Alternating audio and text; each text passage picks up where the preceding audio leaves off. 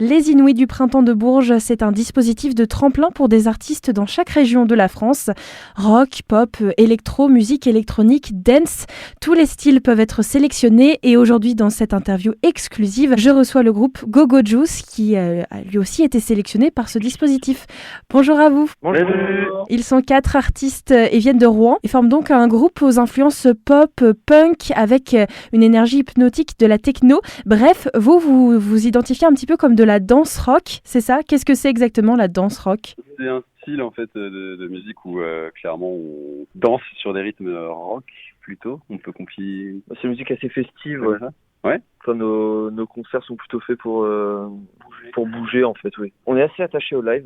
Après, le studio est comme un endroit où on se sent bien. On adore enregistrer des choses en studio entre quatre murs, mais qu'on préfère vraiment avant. On a évidemment beaucoup plus d'énergie à donner, dépenser en live pour des gens qui viennent nous écouter, quoi. Et on essaie de faire en sorte qu'il y ait une véritable différence entre ce qu'on va proposer en live et en album. Et justement, là, on est sur l'enregistrement de notre premier album. Du coup, on constate vraiment ça, en fait. On travaille les mêmes chansons de deux façons différentes pour les amener sur scène et pour offrir une expérience intéressante en album, quoi. Pour vous, ça a commencé cette aventure en 2021, c'est ça ? Donc c'est quand même assez récent. Vous avez déjà sorti un premier EP et donc là, vous travaillez sur un album. On a sorti un premier EP, on a sorti un deuxième EP en 2023 et là, nous sommes sur le premier album, donc c'est-à-dire quelque chose qui dépasse les 9 titres. Donc le premier EP était un 6 titres, le deuxième était un 4 titres.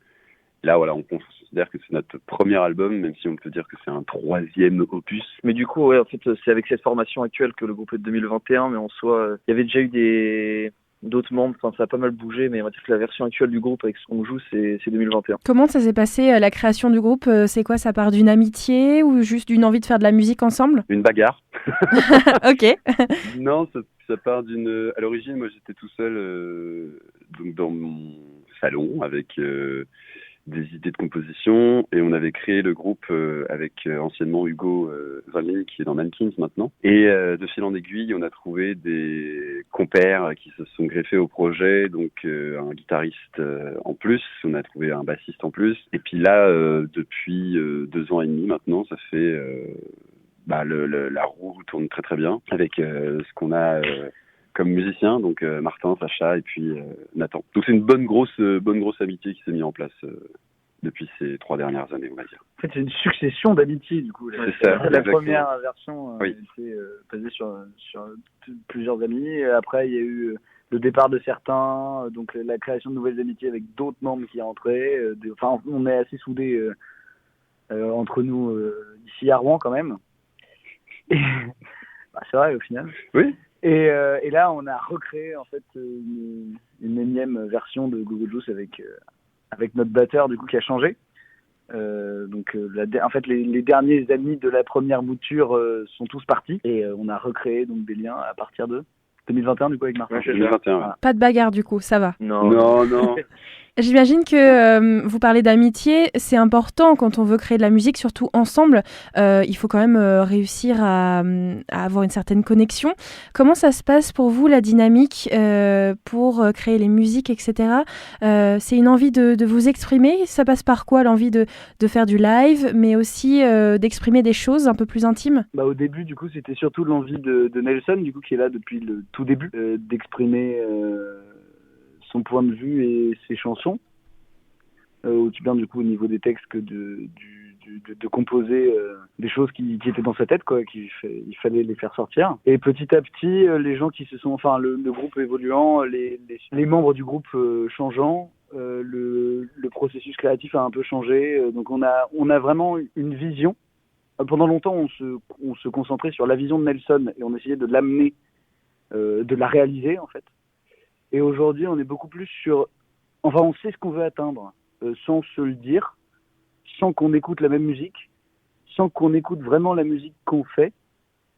Mais par contre, on sait ce qu'on doit faire, ce qu'on veut faire et ce qu'on veut créer en termes de tout en fait. C'est comme si on prenait des membres qui se réunissent pour la première fois pour une répétition, qui disent ok, on joue. Et ils font de la musique, sauf que ils savent pas trop où est-ce qu'ils voudraient aller. Et je pense qu'il faut pas mal de temps. Et notre cas, en fait, c'est qu'avec le nombre de concerts qu'on a pu faire et puis le temps qui a passé, on sait exactement vers où on veut aller, en fait, tout simplement. Est-ce que tout le monde écrit ou est-ce qu'il y a plutôt Nelson qui écrit et ensuite la musique s'ajoute ça se passe comment la dynamique à ce niveau-là? Là, en ce moment, il y a Nathan qui écrit beaucoup, qui est un petit peu sur le texte. Pour ce qui est de la musique, ça reste nous quatre en fait au final. Sur le prochain album, il y a des duos. Alors, il y a des chansons, c'est un peu moi, donc c'est Nathan qui parle, moi et Sacha, ou moi et Martin. Puis après, il y a des trucs où c'est nous quatre, où c'est juste Nelson, où c'est Nelson et moi. Où en fait, au final, ça se crée un peu par paire, les affinités sur certains trucs. Et puis après, les autres s'ajoutent assez naturellement. Et puis après, voilà, oui. Parce qu'on a cette vision commune sans véritablement la verbaliser. C'est assez naturel. Ouais. En fait, on repère bien aussi les capacités, je pense, de chacun. Et on a su toujours faire ça. Donc, dès que Nelson a commencé à nous engager, du coup, les uns après les autres, et en nous engageant, je pense qu'il y avait déjà une vision, une idée, tu vois. Moi, j'étais capable de refaire exactement ce qu'il ferait. C'est un truc pareil. Sacha, il y avait cette idée que son jeu de guitare hyper minimaliste, parce qu'il y a eu un moment où vous vous posiez la question entre prendre lui ou un guitariste totalement différent. Au final, ça a été cette vision minimaliste. Toi, t'étais vachement influencé par les Strokes à l'époque. Et Martin, qui lui fait de la batterie du coup et qui est vachement, qui écoute beaucoup de musique électronique. Ouais. Donc on s'est dit, c'est intéressant d'avoir un batteur comme ça pour la musique qu'on veut faire. Ce qui n'était pas le cas avant en fait. La batterie c'est assez important dans Go Juice. Le premier batteur du coup était très tight. Ouais, et puis il avait un caractère quand même assez marqué. Donc ça donnait une dimension à Go Juice qui était très 60s rock, garage, très nerveuse, très up tempo. Et quand Martin est rentré, du coup, on n'a pas complètement balayé ça parce que c'est vraiment quelque chose qu'on avait tous les trois en tout cas. Mais il y a le côté dance dont on parlait tout à l'heure, dance rock qui s'est ajouté énormément grâce au nouveau batteur. Ça montre bien votre évolution, notamment avec plusieurs titres. On a sur YouTube, il y a déjà des titres qui sont dispo. Don't Be Cool After Midnight ou encore Cheap. Oui. Et puis, dans cette évolution, il y a aussi le passage un peu plus... j'ai envie de dire un peu plus sérieux. Vous avez fait pas mal de concerts, mais là, on est sur une nouvelle époque, puisque vous êtes dans le tremplin des Inouïs. Et le 19 janvier, vous avez un jury. Vous allez devoir vous produire sur scène pour pouvoir passer aux prochaines étapes. Qu'est-ce que ça représente pour vous, ce tremplin et cette évolution dans votre carrière et dans votre groupe ? C'est une étape importante. Déjà, on est très content d'avoir été présélectionné. En tout cas, pour ma part, je pense que c'est à la part de tout le monde... On a super hâte de jouer demain au 106 dans la salle où on répète en fait habituellement. La maison, ouais, carrément. C'est un peu la maison, voilà. Donc c'est super cool de pouvoir jouer là-bas et on prend ça assez sérieux parce que j'ai des amis qui ont déjà été sélectionnés aux Inouïs du Printemps de Bourges pour qui ça a ouvert beaucoup de portes derrière. Donc j'ai pu observer l'influence que ça pouvait avoir. Donc forcément on prend ça au sérieux et on est très heureux de pouvoir c'est un super tremplin à faire. Pour le faire, en espérant qu'on passe à la prochaine étape. Mais oui, on croise les doigts. Du coup, dans les interviews exclusives, régulièrement, je propose aux artistes de choisir eux-mêmes le titre qu'ils veulent qu'on diffuse pour faire découvrir à nos auditeurs. Est-ce que vous avez un titre que vous préférez ou que vous aimez particulièrement jouer en live et que vous avez envie qu'on écoute ensemble ? Tu veux dire chez App ? Oui, chez App, oui, on peut, oui. Oui, on va dire chez App, je pense qu'en plus, il vient de sortir un clip pour ce morceau. Et voilà, c'est un morceau de notre deuxième EP, New Values. Je l'ai prononcé super mal, j'ai dit sheep, comme un mouton. Oui, on peut prononcer sheep ou chez App. C'est une blague entre nous, on prononce chez App en fait. Qu'est-ce que ça veut dire ? Parce que c'est des initiales SHEAP. Il y a une signification particulière ? En fait, ce qui est bien avec chez App, c'est qu'à une époque, on savait, on en avait fait un acronyme, mais comme on ne sait plus, on peut dire je sais pas. Vous avez oublié ? Voilà, c'est pour ça qu'on l'appelle chez App entre nous. Ok. Donc pas de signification, du moins c'est oublié. Il y avait une signification, mais voilà. Oui, c'était une blague. Ça a toujours été surtout le fait que ça n'a pas de nom en fait. Et ok. On laisse aux auditeurs la possibilité de découvrir eux-mêmes la signification qu'ils pourraient mettre derrière ce titre. Exactement, voilà. Et on se retrouve juste après.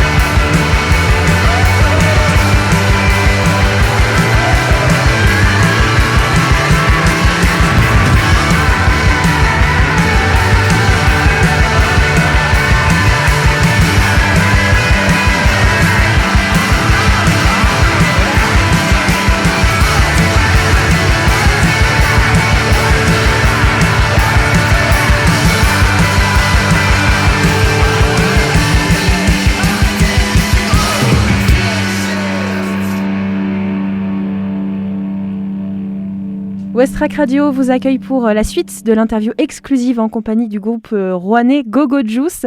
On vient d'écouter le titre Sheap qui est disponible sur leur nouvel album sorti l'année dernière, Good Values. Et puis on va continuer à parler de la musique et surtout, j'espère, de votre amour pour la musique. Alors moi j'ai une petite question, c'est quoi le titre chacun qui vous a donné envie de vous produire sur scène? Parce que sur scène vous avez une certaine prestance, enfin, moi je vous identifie vraiment comme des vrais rockstars, lunettes de soleil, guitare, vous avez vraiment une certaine prestance.